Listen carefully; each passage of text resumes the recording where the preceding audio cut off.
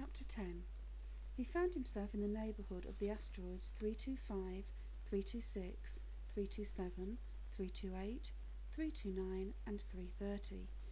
He began therefore by visiting them in order to add to his knowledge. The first of them was inhabited by a king.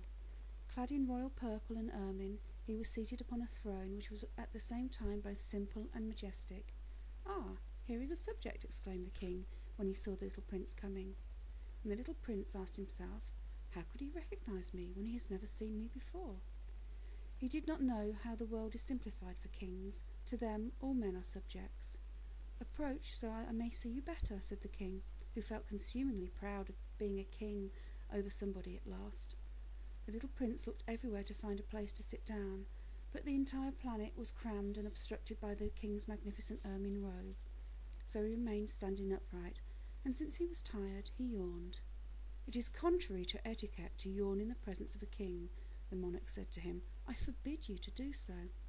"I can't help it, I can't stop myself," replied the little prince, thoroughly embarrassed. "I have come on a long journey and I have had no sleep." "Ah then," the king said, "I order you to yawn. It is years since I have seen anyone yawning. Yawns to me are objects of curiosity. Come now, yawn again, it is an order." "That frightens me, I cannot any more," murmured the little prince, now completely abashed. Replied the king. "Then I order you to sometimes yawn and sometimes to—" He spluttered a little and seemed vexed, for what the king fundamentally insisted upon was that his authority should be respected. He tolerated no disobedience. He was an absolute monarch. But because he was a very good man, he made his orders reasonable. "If I ordered a general," he would say, by way of example, "if I ordered a general to change himself into a seabird, and if the general did not obey me, that would not be the fault of the general, it would be my fault." "May I sit down?" came a timid inquiry from the little prince. "I order you to do so," the king answered him, and majestically gathered in a fold of his ermine mantle. But the little prince was wondering. The planet was so tiny. Over what could this king really rule? "Sire," he said to him, "I beg that you will excuse my asking you a question." "I order you to ask me a question," the king hastened to assure him. "Sire, over what do you rule?" "Over everything," said the king with magnificent simplicity. "Over everything?" The king made a gesture which took in his planet, the other planets, and all of the stars. "Over all that?" asked the little prince. "Over all that," the king answered.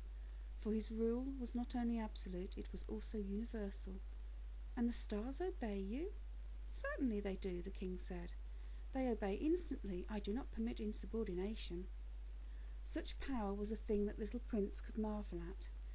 If he had been master of such complete authority, he would have been able to watch the sunset not 44 times in one day, but 72, or even 100, or even 200 times without ever having to move his chair. And because he felt a bit sad as he remembered his little planet, which he had forsaken, he plucked up the courage to ask the king a favour. "I should like to see a sunset. Do me that kindness, order the sun to set."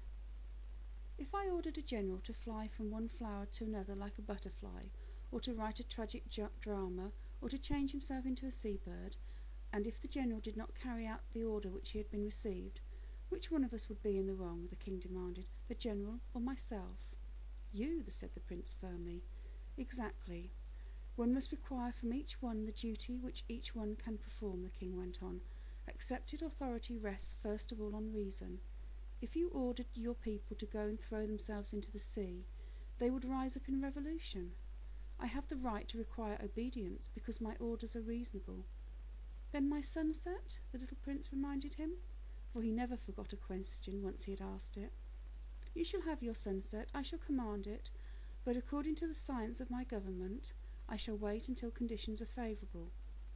"When will that be?" inquired the little prince. Replied the king, and before saying anything else, he consulted a bulky almanac. That will be this evening about 20 minutes to 8, and you will see how well I am obeyed." The little prince yawned. He was regretting his lost sunset, and then too he was already beginning to be a little bored. "I have nothing more to do here," he said to the king, "so I shall set out on my way again." "Do not go," said the king, who was very proud of having a subject. "Do not go, I will make you a minister." "A minister of what?" "Minister of justice. But there is nobody here to judge." "We do not know that," the king said to him. "I have not yet made a complete tour of my kingdom. I am very old. There is no room here for a carriage, and it tires me to walk." "Oh, but I have looked already," said the little prince, turning around to give one more glance at the other side of the planet. On that side, as on this, there was nobody at all. "Then you shall judge yourself," the king answered. "That is the most difficult thing of all. It is much more difficult to judge oneself than to judge others. If you succeed in judging yourself rightly, then you are indeed a man of true wisdom." "Yes," said the little prince, "but I can judge myself anywhere. I do not need to live on this planet." Said the king. "I have good reason to believe that somewhere on my planet there is an old rat. I hear him at night. You can judge this old rat. From time to time you will condemn him to death. Thus his life will depend on your justice, but you will pardon him on each occasion, for he must be treated thriftily. He is the only one we have." "I," replied the little prince, "do not like to condemn anyone to death, and now I think I will go on my way." "No," said the king. But the little prince, having now completed his preparations for departure, had no wish to grieve the old monarch.